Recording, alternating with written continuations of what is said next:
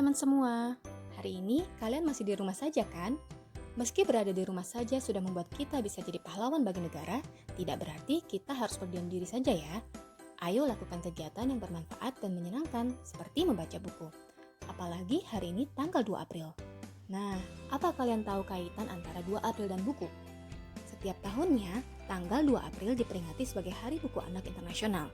Tanggal ini dipilih sesuai dengan tanggal lahir dari Hans Christian Andersen, seorang penulis cerita anak asal Denmark yang karyanya sudah banyak diterjemahkan ke berbagai bahasa dan dikenal seantero dunia.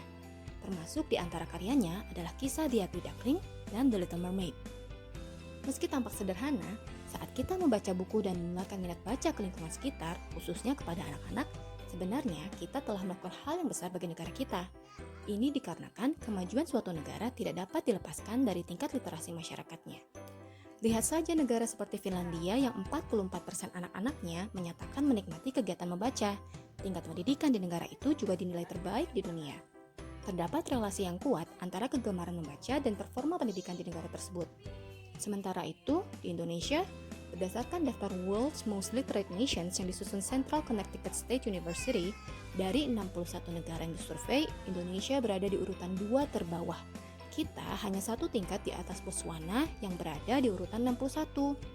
Hasil kajian dari Pusat Penelitian Kebijakan Pendidikan dan Kebudayaan Balitbang Kemendikbud pada tahun 2018 juga menunjukkan indeks aktivitas literasi membaca nasional secara rata-rata masuk kategori rendah. Angkanya hanya 37,32.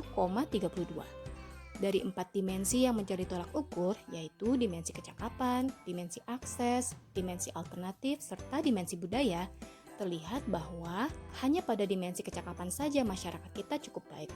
Sementara di 3 dimensi lainnya masih perlu didorong kemajuannya.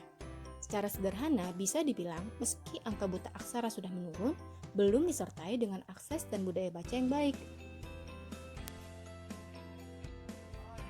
Di keluarga kami, anak-anak dikenalkan sama bacaan itu sejak mereka masih bayi.